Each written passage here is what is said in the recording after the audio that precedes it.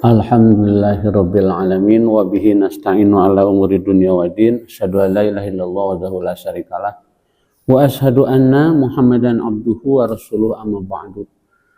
Para penyimak video yang dihormati, puji syukur kita panjatkan kehadirat Allah Subhanahu wa taala karena kita telah memasuki hari ke-17 pada bulan suci Ramadan ini, di mana menurut beberapa penjelasan bahwa 17 Ramadan ini adalah diturunkannya Al-Quran. Sebagaimana firman Allah dalam surat Al-Baqarah, Syahrul Ramadan alladzi unzila fihil Quran. Nah, dan selanjutnya. Bulan suci Ramadan itu bulan di mana diturunkannya Al-Quran. Pada kesempatan ini, Pak Agus akan membahas sedikit tentang hakikat nuzulul Quran. Hakikat itu artinya asal usul atau pada dasarnya gitu ya. Para penyimak dan musyahidun, sebagaimana kita ketahui bahwa Al-Quran itu merupakan kalamullah ya. Kalamullah itu artinya kalam Allah. Kalam Allah. Yang diwahyukan kepada Kangjeng Nabi Muhammad Rasulullah Sallallahu alaihi wasallam. Tentu saja melalui malaikat Jibril ya. Di mana Allah Subhanahu wa taala dalam Al-Qur'an surat Asy-Syu'ara ayat 192 sampai 195 berfirman, A'udzubillahi minasyaitonir rajim.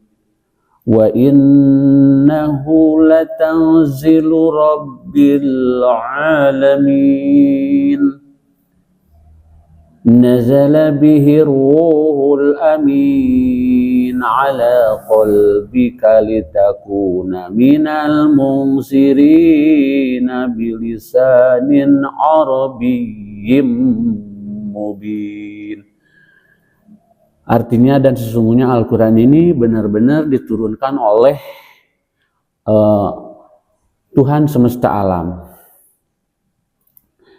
Dia dibawa turun oleh Ar-Ruhul Amin. Jadi Al-Quran itu dibawa oleh Ruhul Amin. Yang dimaksud Ruhul Amin adalah malaikat Jibril ke dalam hati Kangjeng Nabi Muhammad SAW agar kamu menjadi salah seorang di antara orang-orang yang memberi peringatan atau tazkirah ya, atau tazkirah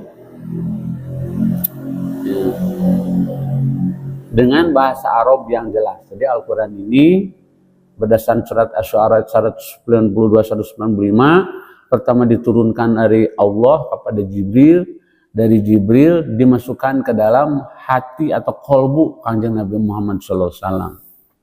Nah, sebagai kitab Allah atau Al-Quran itu menempati posisi sebagai sumber pertama ya, sumber pertama dari seluruh ajaran Islam. Intinya dari Al-Quran. Fungsinya sebagai hudalinas, petunjuk bagi manusia. Bahkan bukan hanya manusia, seluruh makhluk Allah yang berakal. Ya. Seluruh makhluk Allah yang berakal, tentu saja manusia dan jin atau jin dan manusia. Untuk apa Al-Quran itu diturunkan? Sebagai petunjuk. Petunjuk apakah itu? Petunjuk hidup agar manusia itu hidupnya bahagia di dunia dan di akhirat. Jadi ada jaminan. Orang yang mengamalkan Al-Quran itu ada jaminan dari Allah hidupnya di dunia dan di akhirat bahagia dan jauh dari celaka. Diselamatkan dari neraka dan dimasukkan ke dalam surga. Jadi istilahnya tiketnya surga itu Al-Quran teh.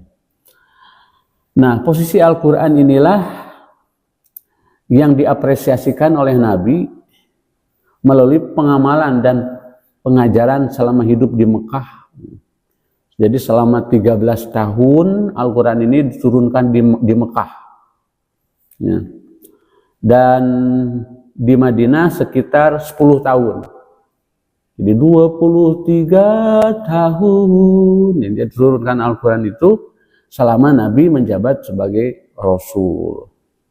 Ya, tidak pernah tidak menjabat hingga wafatnya.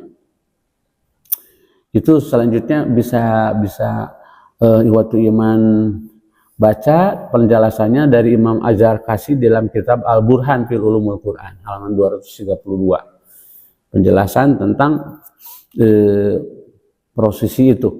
Ya. Nah, sehubungan dengan itu kita perlu tahu tentang turunnya Al-Quran, bagaimana cara prosesi turunnya Al-Quran ini. Para pemirsa, nuzulul Quran yang suka diperingati oleh umat Islam secara literasi ya, berarti turunnya Al-Quran. Nuzul itu turun kan? Nuzulul itu kan turun ya. Al-Quran itu Quran. Jadi nuzulul Quran merupakan turunnya Al-Quran. Dari kata nazala yang secara etimologis memiliki dua pengertian. Pertama singgah atau menempati, kedua turun atau berjalan dari atas ke bawah. Yang namanya turun itu pasti dari atas ke bawah kan. Yang namanya jatuh itu dari atas ke bawah, seperti itu. Kedua pengertian ini menurut Syekh Muhammad Abdul Azim Al-Zarkani ya, tidak tepat diturunkan untuk Al-Quran. Kenapa? Ya. Kenapa tidak tepat digunakan untuk sebab singgah atau menempati atau turun itu hanya tepat digunakan untuk sesuatu yang bersifat material, sedangkan Al-Quran itu imaterial ya gitu ya. Nah, ada seorang pakar Al-Quran, ilmu Al-Quran itu memaknai dengan kata nuzulul Quran itu secara majazi aja, tidak secara materi, secara majazi atau konotatif, yaitu al-i'lam, pemberitahuan. Jadi nuzulul Al-Quran berarti bahwa Allah memberitahukan Al-Quran kepada Nabi Muhammad SAW ya. Sedangkan secara istilah nuzulul Al-Quran hemat kami berarti keterangan tentang kronologis pemberitahuan Al-Quran kepada Nabi, kronologisnya, prosesinya gitu. Para ulama sepakat bahwa nuzul Quran itu terjadi dalam tiga tahap. Pertama, turunnya itu dari Lauh Mahfuz, dari Allah. Sebagaimana firman Allah dalam Al-Quran, surat Al-Buruj ayat 21 sampai 22, bal huwa Qur'anun majidun fi lauhim mahfuz, gitu kan? Bahkan yang mereka dustakan itu adalah Al-Qur'an yang mulia yang tersimpan di dalam Lauh Mahfuz. Nah, menurut lahirnya atau zahirnya ayat barusan, pada tahap ini Al-Qur'an turun sekaligus ya, turun sekaligus dari Lauh Mahfuz itu. Dalam Al-Quran dan Sunnah tidak diterangkan secara caranya dan waktu turunnya Al-Quran itu ke Lauh Mahfuz, tidak diterangkan seperti apa gitu. Berarti cara dan waktu turun pada tahap pertama ini tidak ada yang tahu, bukan tanggal 17 Ramadan, tidak ada yang tahu, hanya Allah yang tahu bagaimana prosesi turun dari Lauh Mahfuz ke Baitul Izzah ya, atau ke bumi ini. Proses yang kedua, proses turunnya Al-Quran itu turun dari Lauh Mahfuz ke Baitul Izzah kan. Pisamai dunia, yaitu langit dunia. Sebagaimana diterangkan dalam Al-Quran surat Al-Qadar ayat 1. Inna anzalnahu fi lailatul qadar. Ya, sesungguhnya kami telah menurunkan Al-Quran itu pada Lailatul Qadar. Ya. Yaitu hari-hari ganjil antara 21 sampai akhir Ramadan. Kemudian surat Ad-Dukhan ayat 3. Inna anzalnahu fi lailatin mubarakatin inna kunna munzirin. Surat Ad-Dukhan ayat 3. Yang artinya sesungguhnya kami turunkan Al-Quran ini pada satu malam yang diberkahi. Nah. Kemudian surat Al-Baqarah ayat 185, Syahrul Ramadan alladzi unzila fihil Qur'an hudal linnasi wa bayyinatin minal huda wal furqan. bulan Ramadan ini adalah bulan diturunkannya Al-Quran sebagai petunjuk bagi manusia dan penjelasan-penjelasan mengenai petunjuk itu sendiri dan pembeda antara yang hak dan batil, itu Al-Furqan itu artinya. So, ketiga ayat ini menunjukkan bahwa Quran itu turun sekaligus pada satu malam di bulan Ramadan, yaitu pada Lailatul Qadar yang disifati Lailatul Mubarakah atau malam yang diberkahi. Turunnya dari Baitul Izzah dari langit bumi disampaikan oleh Jibril kepada Rasulullah Shallallahu Alaihi Wasallam. Pada tahap ini turunnya itu tidak sekaligus sebagaimana turunnya dari Lauh Mahfuz ke Baitul Izzah, tetapi berangsur-angsur selama 23 tahun. Ya. Pertama ketika Rasulullah SAW di Mekah, tadi sudah disampaikan, turunnya Al-Quran berangsur-angsur selama 12 tahun, 5 bulan, 13 hari persisnya. Terhitung sejak tanggal 17 Ramadan tahun ke-41 dari kelahiran Nabi, atau bertepatan dengan tanggal 6 Agustus 610 Masehi. Ya. Hingga 1 Rabiul Awal tahun ke-54. Dari tahun kelahirannya. Pada periode ini turun 86 surat atau sekitar 4.780 ayat. Dan turunnya bukan hanya di bulan Ramadan saja. Nah itu yang kedua, ketika Rasulullah hijrah ke Madinah, ya, itu turun Al-Quran selama 9 tahun, 9 bulan, 9 hari. Terhitung semenjak Rasulullah hijrah ke Madinah sampai tanggal 9 Zulhijjah, ya, tahun ke-63 Hijriah dari tahun kelahiran beliau. Nah, pada periode ini turun 28 surat atau sekitar 1456 ayat. Dan juga diturunkannya bukan hanya di bulan Ramadan saja. Karena tadi kan 23 tahun itu berarti 23 kali Ramadan, ya, kurang lebih. Hanya yang pertama kali tanggal 17. Nah, dalam hal ini sahabat Nabi Ibnu Abbas radhiyallahu anhu menjelaskan, beliau, Bu'isa Rasulullah sallallahu alaihi wasallam li arba'ina sanatan pamakta bimakati salasa asyara sanatan yuha ilaiha suma amiro bil hijrati pahajaro asyara sinina wa mata wa huwa benu salasati wasitin, gitu kata beliau, ya. Rasulullah SAW diutus sebagai Rasul saat beliau berusia 40 tahun. Beliau tinggal di Mekah selama 13 tahun menerima wahyu. Kemudian beliau diperintahkan untuk berhijrah ke Madinah, ya, dan menetap di Madinah selama 10 tahun hingga beliau wafat, kata beliau. Ketika berusia 63 tahun, Masya Allah, ya. Agus sudah dikasih bonus 4 tahun nih, 67 Pak Agus, ya.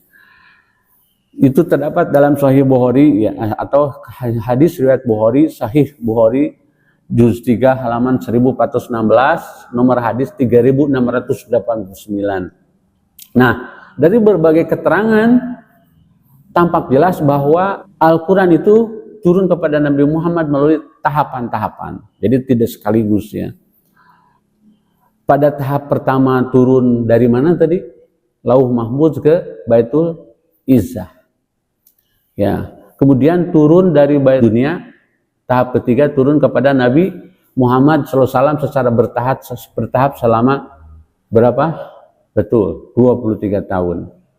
Nah, sekarang kita jelaskan sedikit apa sih hikmah di balik diturunkannya Al-Quran itu. Baik, akan dijelaskan. Manfaat Al-Quran diturunkan dari Baitul Izzah atau lagi dari langit dunia oleh malaikat Jibril kepada Nabi Muhammad secara bertahap, itu tidak sekaligus. Apa manfaatnya? Ya, menurut para ulama, yang pertama untuk meneguhkan hati Rasulullah SAW dengan cara mengingatkan terus menerus. Yang pertama.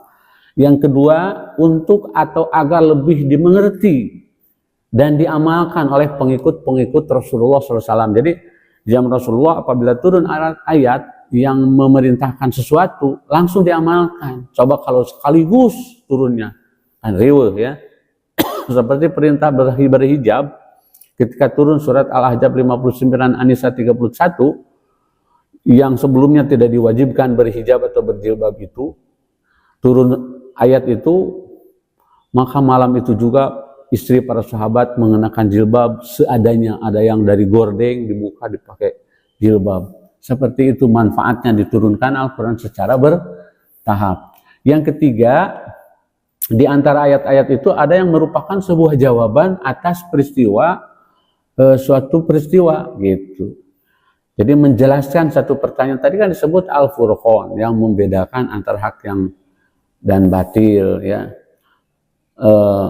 yang diajukan kepada Rasulullah SAW. Yang keempat, hukum-hukum Allah yang terkandung di dalam Al-Quran itu supaya mudah diterapkan secara bertahap, ya, secara bertahap. Dan yang kelima, menurut para ulama, manfaat atau hikmah diturunnya Al-Quran secara bertahap itu agar memudahkan untuk menghafal ya, untuk para penghafaz Quran itu. Dari berbagai keterangan itu jelas bahwa Al-Quran itu turun kepada Nabi Muhammad secara bertahap ya, tidak sekaligus. Pada tahap pertama tadi dari Lauh Mahfuz ya, dan seterusnya dan seterusnya. Apabila Al-Quran turun di malam, jika Al-Quran turun di malam Lailatul Qadar, ya, pertanyaannya, lantas kenapa nuzul Quran diperingati tanggal 17? Ini kadang-kadang kita suka bingung memahaminya ya. Di dalam hasanah Islam ya, atau literatur Islam, nuzulul Quran itu kan tanggal 17, diperingati ya dengan tadarus dan pengajian. Meskipun diperingati setiap tahun, tapi jarang sekali yang mempertanyakan kenapa tidak diperingati pada malam Lailatul Qadar gitu ya. Yang artinya Al-Quran turun antara tanggal 21 sampai 29. Nah, menjawab pertanyaan ini ya, kita mengutip pimpinan wilayah Muhammadiyah Jawa Tengah memberikan penafsiran begini di dalam forum pengajian. Ya. Bahwa misalnya Al-Quran pada ayat ke-185 surat Al-Baqarah kan menjelaskan tentang fungsi Al-Quran ya sebagai huda linas. Kemudian surat Al-Qadar menjelaskan tentang Lailatul Qadar. Dan hadis riwayat Bukhari Muslim berbunyi, itamisuha fil asri awahil fitri, carilah kalian di 10 hari yang ganjil. Materi terkait adalah pada tanggal 17 Ramadan, itu kan? Yang itu Al-Quran turun tidak sekaligus dan seterusnya. Nah, pada penjelasan lain disebutkan bahwa ditetapkan tanggal 17 Ramadan berasal dari penjelasan surat Al-Anfal ayat ke-41 yang mengisahkan tentang kemenangan umat Islam melewati orang kafir ya di perang Badar. Ternyata itu tanggal 17 Ramadan. Selain itu dalam riwayat turunnya Al-Quran disebutkan bahwa pertama yaitu 5 ayat surat Al-A'laq gitu kan. Iqra bismi rabbikal ladzi khalaq, khalaqal insana min 'alaq, iqra rabbukal akramul ladzi 'allama bil qalam, 'allamal insana ma lam ya'lam.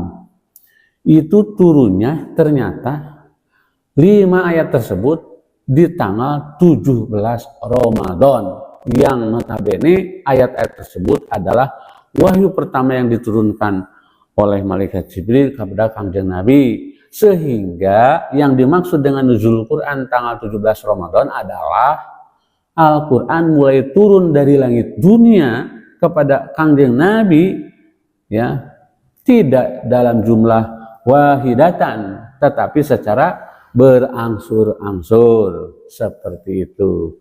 Jadi jelas ya kenapa diperingati tanggal 17 Ramadan, karena ayat pertama yang turun di tanggal itu.